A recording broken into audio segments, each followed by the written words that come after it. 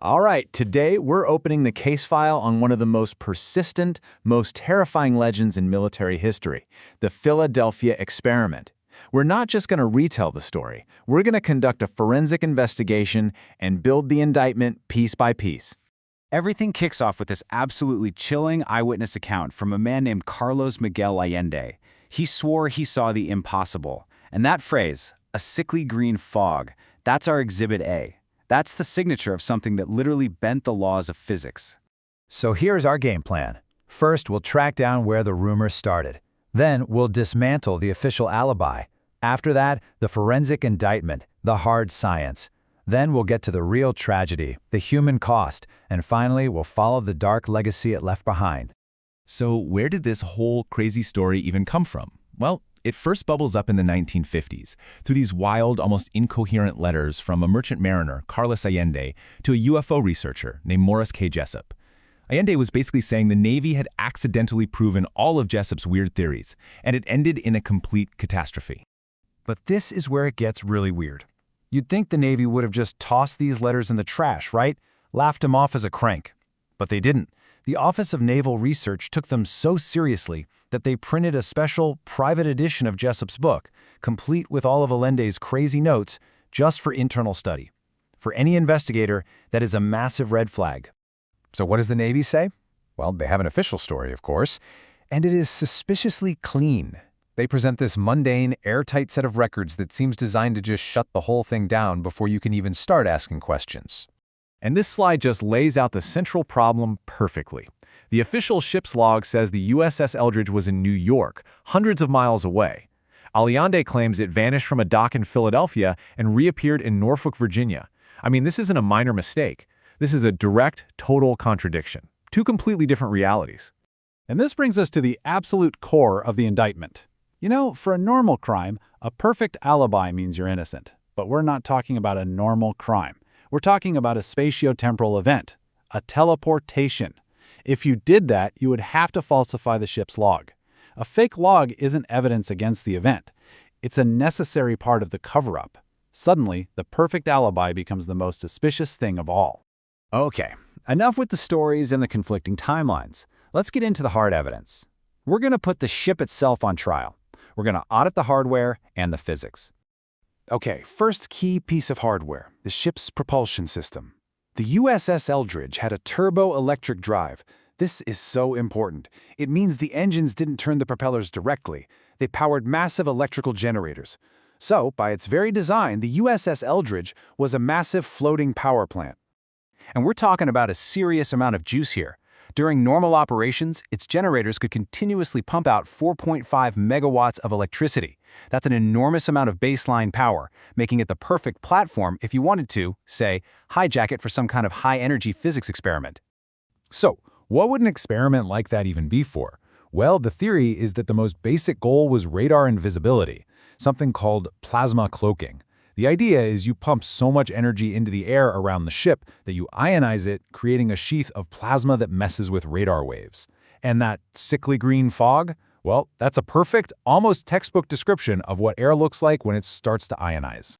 But how much power are we really talking about? Believe it or not, we can actually run the numbers. You start by figuring out the volume of air you need to affect. Then you calculate the energy needed to strip the electrons off every molecule in that space. The total energy needed is just staggering, 187.5 gigajoules. And if that green fog appeared in, say, 10 seconds, the power required is 18.75 gigawatts. Let that number sink in for a second. That's not megawatts, that's gigawatts. Billions of watts. This one number blows any conventional explanation, like a simple degaussing test, completely out of the water. This was something else entirely. And just to give you an idea of how insane that is, a single 10-second pulse to create that green fog would have consumed nearly half the electrical output of the entire United States in 1943. This wasn't some little secret test in a corner of the shipyard. This was a national-level power event. Okay, so you have this insane amount of energy, right? But it wasn't contained in a neat little box. Let's move from the hardware to the horrific biological cost for the crew, the unprotected human beings who are caught right in the middle of it. The accounts that have trickled out describe a scene straight from a nightmare. The energy field supposedly decohered the atomic structure of the crewmen. Some were found literally fused into the steel bulkheads of the ship. Others just snapped, instantly and permanently insane. Some of the survivors were left with this horrifying quantum instability, where they'd spontaneously turn invisible in an effect that witnesses called the freeze. Now, here is maybe the most damning piece of forensic evidence we have. An audit of naval records found that the rate of psychiatric transfer for the crew of the Eldridge was over 14%. For identical ships that saw heavy, brutal combat, the rate was 1.8%. That's a 770% increase.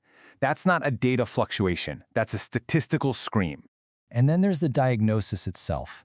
A strange, rare term starts popping up in the medical files of the survivors: temporal dissociation. This isn't combat fatigue. It's not PTSD. It is the clinical description for a mind that has become unglued from the normal flow of time, which is exactly the kind of psychological damage you'd expect if a person's consciousness was torn apart by an EM field and then put back together wrong. And then came the cleanup. Key witnesses started dying in these statistically impossible ways. 3 bridge officers, the guys who saw everything, all die in separate, identical-sounding bar fights. The one guy who really knew the ship's electrical systems, the electrician's mate, is accidentally electrocuted. Another sailor just vanishes off the deck in broad daylight. You see enough of these accidents, and it stops looking like a coincidence. It starts looking like a pattern. And this brings us to the final charge on the indictment. Because you have to understand, while the experiment was a horrifying failure for the crew, for the engineers behind it, it was a profound success. It accidentally unlocked the secret to a whole new kind of warfare. And this is the truly chilling part. The shattered minds of the crew. They weren't seen as a tragedy. They were seen as data. They were the first accidental field tests of a weapon that could break not just steel ships, but the human mind itself. You can draw a straight, terrifying line from that dock in Philadelphia to what came next. The accident proves that massive EM fields can shatter a consciousness. The survivors provide the first raw data on what that looks like. And that data becomes the foundation for Project MKUltra, the infamous CIA program designed to weaponize this effect, to achieve mind control with surgical precision. This marked a fundamental change in the entire philosophy of secret warfare. The goal wasn't to build a better bomb to blow up an enemy tank anymore.